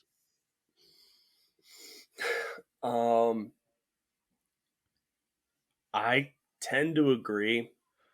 Fantasy sports around American football are like very, very common. Like, and I know a lot of people play the EPL fantasy version. Yeah. But like the actual engagement like throughout the season, from what I understand, drops off quite significantly. Like Yeah. the level of people that like really go after it hard drops off quite significantly. Like the number of people that play American football is high. I'm in a league with an American football fantasy league on ESPN that the league started over 30 years ago. The league's older than I am. I love that. Yeah. And it was the neighborhood league. We moved into the neighborhood, and my dad joined the league because all the dads in the neighborhood played. And when I was a teenager, I had a team, and the league's been going on. I mean, they were mailing in ballots because there was no internet. Like that's how old the league is. Wow. And like that league still goes, and it still goes because it's just part of kind of culture, the fantasy sports piece. So I tend to lean on that side of it. But I also do kind of think that the dynamics of the engine would be very important. I think the engine in MFL is very good. I think the engine would have to be very, very good and engaging. Yeah, I can't really comment on this because I'm not an American football fan. Like, I don't follow it week in, week out, season in, season out, and I don't understand the volume of people that play American football as a fantasy out there. I know, I guess the closest comparison we could ever think to, as to if this happens already, is that Football.Fun, they've released like an NFL version of it, and has that got the same popularity? And there's always going to be that sort of blocker and barrier of Web3, NFT, whatever space. And it's basically, and I know that America is more risk on when it comes to anything like that. Well, in my opinion, anyway, compared to something like the UK, which is pretty more risk averse when it comes to anything departing with money. We just have to save and cash our money. So, I mean, the numbers suggest that it probably would fly better in the early stages, just because of just because of numbers, right? Just the sheer audience size. So quick Google search. About 11 million people play fantasy EPL. There's 29.2 million people that play American fantasy football. Yeah. So almost triple. Yeah. Yes, that's sort of just one of the easy stats to point out why it would be more successful. But, I guess we'll never know. There was hints of it being like an MFL basketball. Was it basketball? But I think that lost traction a couple of years ago. I don't know. That was always like a big hint, like hoops and things like this. And then maybe it's another secret project in the background. But that I think that died and faded within like a week or a couple of months or so. Another one from Rafa Shankly on X. Players shouldn't age in reward packs if unopened. Pack drops are fine, but there's no reason, apart from coding reasons, for players to age in reward packs if unopened. What are your thoughts on this, Ryan? Or do you want me to give mine I first? I like Come. that concept. Um the thing that worries me is like managing player economy. I bet there's like a really good reason about player minting and player economy and stuff like that that the NFL team would be able to go a little bit more specific into as to the consequences that might have that I'm not thinking of. Mm-hmm. Yeah. Yeah, just like being able to hoard packs and then just open them whenever. I guess another way of looking at that and kind of devil's advocate, probably the correct thing to say here, to yours.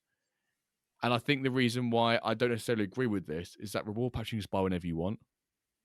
You're not like a pack drop where you have to be there and then to purchase it. Reward Yeah. packs, nothing's, no one's telling you to buy it to leave it unopened apart from yourself.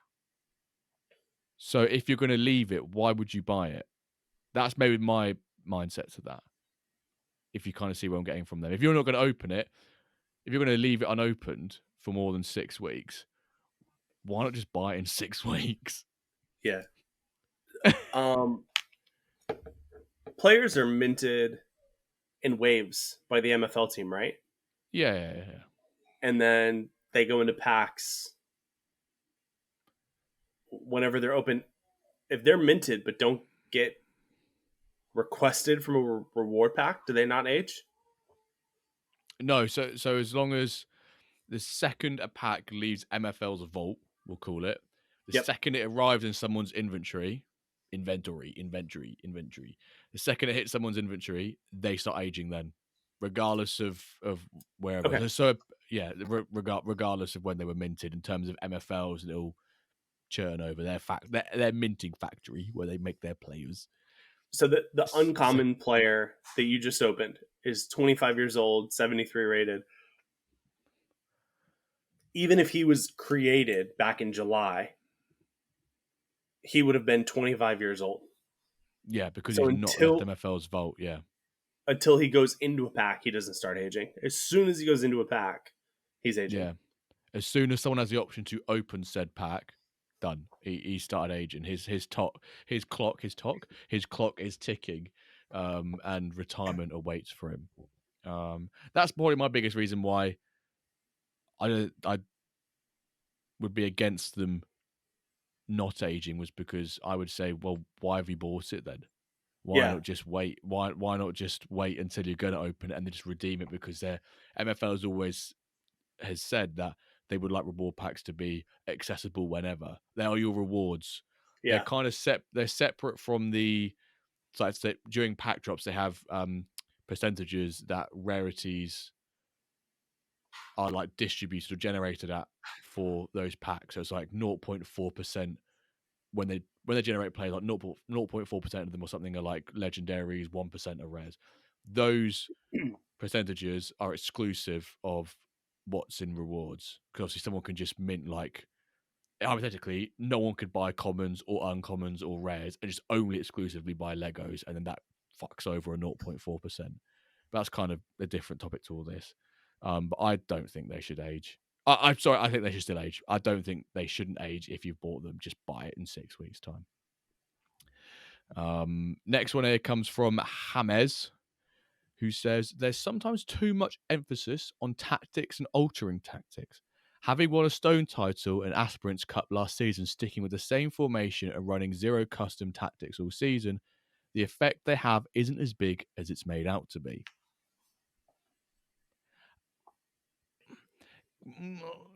I'm only 4 games in, Jimbo. Don't say this. Say it. Don't say it. Say it. Don't say it.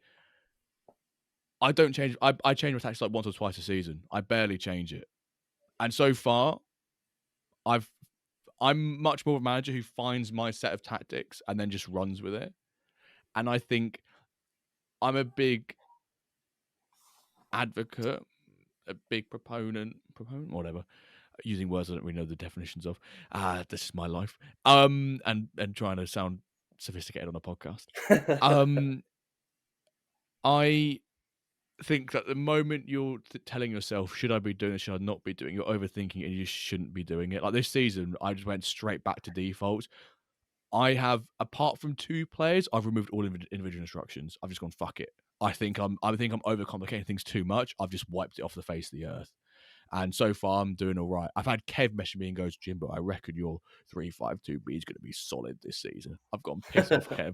Piss off, Kev. I don't want people saying, I think you're going to do well this season, Jimbo. And, in 35 minutes time, I'll find out if I'm still unbeaten in match day 5. But do you think that there's too much emphasis on tactic tweaking and it's a bit overhyped? I think it's important. I think the most important thing is still player stats, player ratings. And I've kind of asked this question and said, like, how big of a gap should we be able to overcome with good tactics? And I've been kind of vocal saying that, like, I think the number should be smaller than most people. I think I'm on the side of smaller than most people. But I think they matter. I think they're fun. I think trying to set your players up to be strong matters. But the part of that argument might be like, if you've maxed, like if you've been maxed and you've maxed your team's tactics, then any change is bad. Yeah.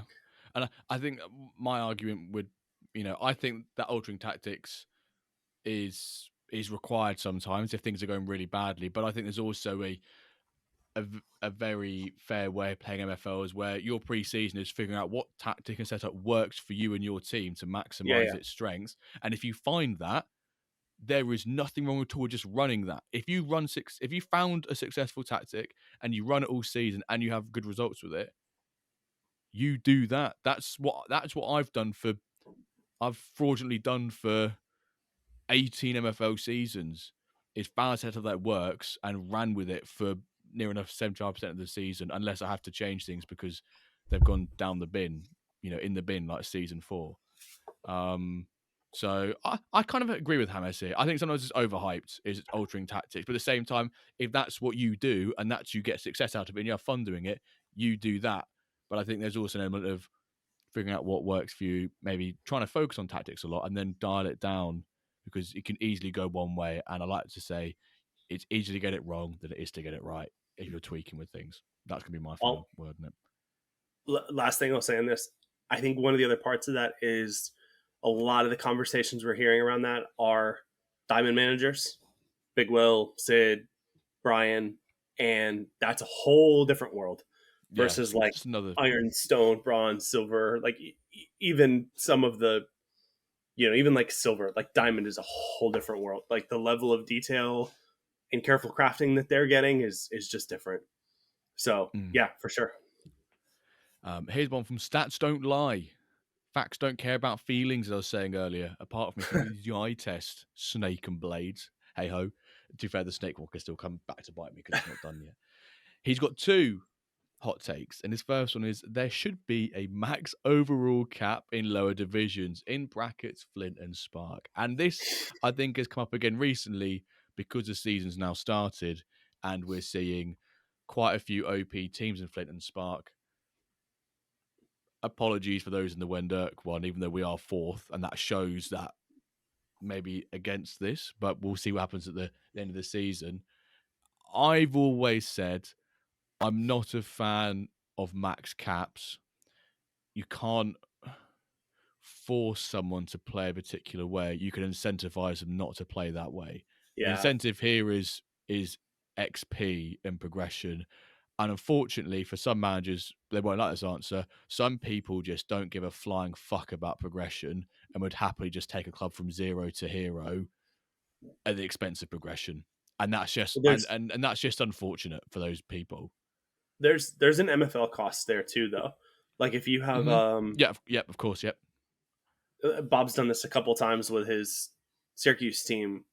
Like if he would loan those players out or play them on a higher team, like Bob's Stone Syracuse team right now, like looks like a bronze or a silver team. Mm-hmm. If he loaned all those players out, he would be getting more MFL than he's going to get for winning the league.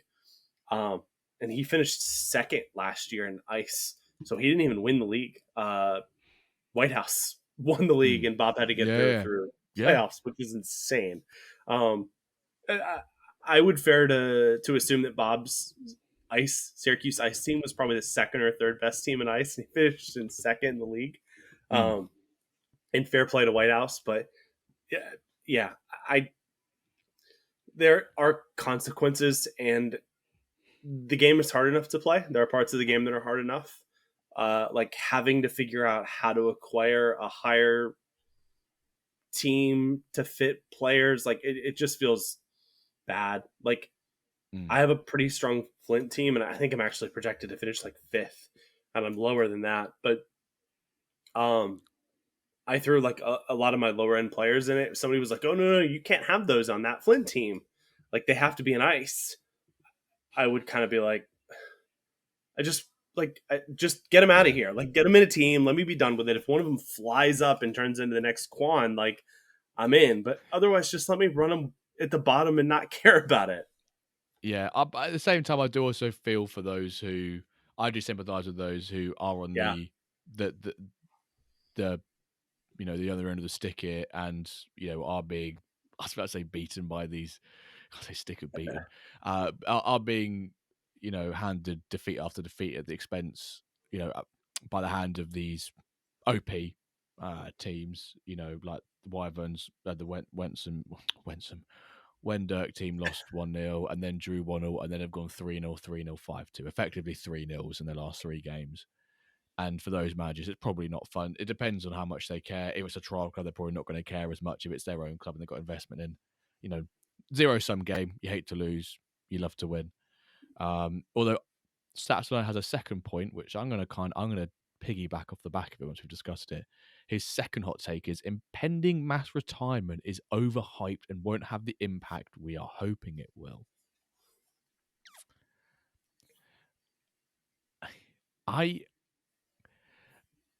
From experience, I've always spoken to people where we look at like the marketplace and we always go, "Oh, I'll be real interested to see what happens at the end of this season." And the next season, we're saying, "Oh, I'll be really interested to see what happens at the end of this season." And we're saying it season after season. Could this be one of those where we're going, mass retirement will stop the the strength creep and this curve we're seeing of ever increasing overalls in divisions because because we're talking about it so much. Is it overhyped, and will it just be negligible? Will it be until the next round of So it's going to take longer than I think the hype is declaring it. Like it's not going to be one season and then that we just fall off a cliff. It's going to happen through like 7 seasons. But I think that the power creep will stop. I don't think it's just going to keep going up and up. I think we're going to see power creep progression. Maybe from where we are now, maybe it'll go up a little bit more and then regress back. The only thing that I don't know about that is if enough MFL has been acquired to open enough high rated player packs to continue the progression creep. But based on like what little assumptions I've made, the assumptions I made based on what little information that I have, I don't think that's the case. Like the amount of MFL that you can gain in Spark, Ice, and Stone, you cannot replace 18 players worth of uncommons. Like I played a game in Flint, and the opposing team had 6 uncommons. Like they're not replacing those 6 uncommons from the Flint MFL. Like it's just not no happening. chance. Yeah.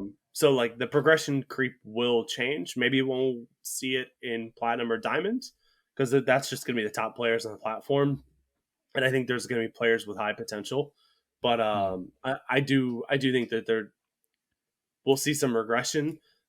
I've talked about this a few times. My point has been that it's not going to just keep climbing forever. It will plateau, and then I think it'll sink, and then I think it'll kind of plateau again. Like the experience that people that have been playing the game have had is it just goes up every single year. Like then you just step, and that won't keep happening. Yeah. And it's also as well like what are we classifying as mass retirements? Because I think it's in 3 seasons time we're going to have or between now and the next 3 seasons we have like something like 13,000 players retire. How many players do we need retiring every season to be called mass retirements? Because even though those OG players will be retiring soon, when season one started, there was like what seven? I don't know how many players were there, like 50,000 players in the game, and now we're talking like well over like was it like hundred and how many players are in the game now? Well over like 150,000, 160,000 players. So even though we're going to get these more retirements from these OG players, they've been replaced by like double or triple the amount of players in the first place. So we see some. I think it will in the strength creep Mm. or retirement will impact the upper divisions first, where it's tougher to get your ultimates, tougher to get them. But for those who are like uncommons and rares and limited, you might have to wait another like another 10 seasons or so before you start seeing the impact of strength keep Yeah, starting to decrease. So do I think it's overhyped? Yes. Too much? Probably. Um, but will we still keep overhyping it? You better believe so. Um, so my sort of my one of the piggyback of it was like I think that my hot take is that I think quite a few I I don't know how to put. I think that some OG managers will will leave the game once mass retirements kick in. Maybe that's a bit controversial to say, but I just think that maybe some of them haven't got a long term plan or don't want to reinvest money or etc. They're just running it until they can keep a club sustainable, and there might end up being like one or two clubs. That's like a hot take I have. I think that some maybe just players in general, or particularly OG players, because they've been in the longest, the oldest players who in theory are gonna maybe retire sooner. They may they may jump out. That could be literally two players. It could be 20. It could be 200. But I think we'll probably see a few leave. Any agreements? Any disagreements? A fair um, opinion. I tended to think that the leagues that have rare players in them, the lower leagues that have rare players in them, will see more of a fix than Diamond. Hmm. But so I thought the other way around. Yeah. Um, and then you may be correct about the top players leaving, like the highest end players leaving. Um, but NFL's done a pretty good job of adding. They just added a new person directed around marketing. They should be able to backfill those whales, for lack of a better term, to make sure that the game stays healthy. It doesn't have a huge impact. Mm, mm, yeah. I want to see interest what other people's takes on that are, just because it's I think it's a bit of a hot take that I'm basically saying people will leave. But I think it's like if I know for a fact that if they ever introduce live changes, that people will consolidate clubs quite considerably. I think I know people who have messaged me and said I can't run trust can't run 100+ clubs if there's live changes. Even if the change that it impacts is like 1% advantage, people will say, well, actually, across a big scale, that's quite a lot. Before we get into your question or my question for you, actually, young Eric's question for you, do you have any hot takes at all that you'd like to disclose on the pod? I think it was Root Cores brought up the hidden stats. Do you believe in hidden stats? Oh, looking at my tinfoil hat there, I don't think I do. I don't think I do believe in hidden stats. The same as I don't believe in like home and away forms. Um, I think Root said the piece about there's like players. What was it? I can't remember what it was about passing or shooting a particular stat, and if it's long passing or we don't know if it's short passing or long passing. I was Yep. just like, it's just fucking passing. Is what I had in my head. Yeah, I don't believe in underlying stats. Would I love to see them though? 100%, yes. Do I believe that they're there already, ready to be integrated? No. Do you? Are you an underlying stat man? You like underlying stat man? No, you're not. No, I don't believe in the underlying stats. Mm. I think it's more simple than we're giving it credit for. I know he's referenced back FM, and I know that EAFC or FIFA uses the detailed stats and like you can see Yeah, them. I don't. I think it is what it is. yeah. Love you, Root, but I think we're gonna have to respectfully disagree with the underlying stats. Albeit that Same. when they announce, if they ever announce underlying stats, you better believe he'll be the first person to tell us they've been there all along. Victory lap. Um, Take 2 victory lap. right. Our final question, which has come from young Eric last week to our next guest, which is you, Ryan. It would be Tagar, but spooky things happen to him. If you had full access to everything that's behind the scenes right now in MFL, what would you look at to have the biggest advantage for next season? Yep. So I heard this question when it aired, and I actually think I have a very boring answer. I don't know that you would have that much of an advantage, with the exception of potential. Like if you knew players' potential, then you could get the next future stars. Like you could do what people do on Football Manager and just Mm-hmm. stack all of the Wonder Kids on the same team. But with that said, the team now doesn't have underlying potential. They don't know the Wonder Kids. So, like, I like that question. I think it's a really interesting thought process, but like thought experiment. Like, I don't think that Math or Yaks or anyone would have any sort of a competitive advantage having future information, versus like a Bob, Sid, Brian, like the top players. Like, I don't necessarily know that they would be able to just Mm-hmm. insider trade them out. Yeah. I think for me, I'd probably look at something engine related. Like, we said that formations are balanced. There might be one that has a few extra percentages that benefit it. Are there any particular setups? Because, Quinton, someone will go, you know, my team lost like this. How's it possible? And Quinton will come back and say, like, the odds of you winning prior to tactics, if it was just based on formations and overrules, was 40-40-20. But actually, because you're in team instructions, it's made you, 20-40-40. You've reduced your chance of winning by 20%. I'd like to see if there's anything like that. Can it give you an advantage? Like, what are the best setups for 3-5-2-B? Is there a particular team instructions that you should just not be picking? It's like everyone, I know the Yorkshire TXP boys have done a great job on this with their tactics corner, like the triggering the press and the aggressiveness. Like if you don't have trigger the press, and you're basically killing your side. And are there Yeah. particular tactics? Like, I love to play controlled, but I find it quite hard to play controlled. Maybe it's because my players probably is, but I think that sometimes playing controlled, there's more opportunity cost to playing controlled than there is for direct. So more people play direct, that sort of thing. And we always ask our guest Ryan, if they have a question for our next guests. I can now disclose is multiple people on the pod with me next week. Do you have a question for those people? It is supposed to be MFL related, right? Yeah, well, I mean, I said no therapy, no therapy or financial advice. There's probably another a whole list full of things I could add to that, but we'll try and knowing the individuals, we'll try and keep away from those two.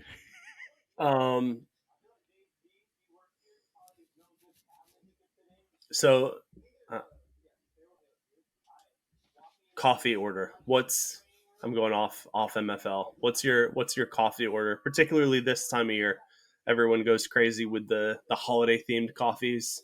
Um, I was drinking a coffee during the stream, Yeah, I saw so that. Yeah, what was that coffee order? not my regular. I did a flat white with the pecan flavoring. So Pecan. when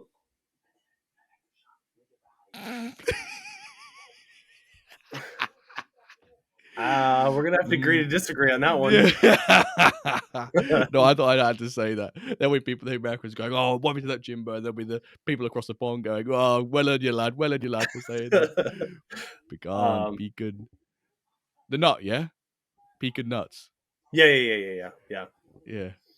No, fair enough. I mean, I'll answer this because I don't drink coffee, so I know my answer is null and void here, which I'll say next week again to those folks listening in 2 weeks' time. So you're more than welcome.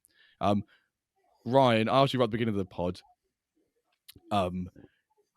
based on today's results in your match day 5, would it alter your 3 out of 10 for the week? Has because we are now coming up to sort of like I'm looking at I've got my watch off now. How have results been for you, and will you be changing that? Yeah, I sent you a message.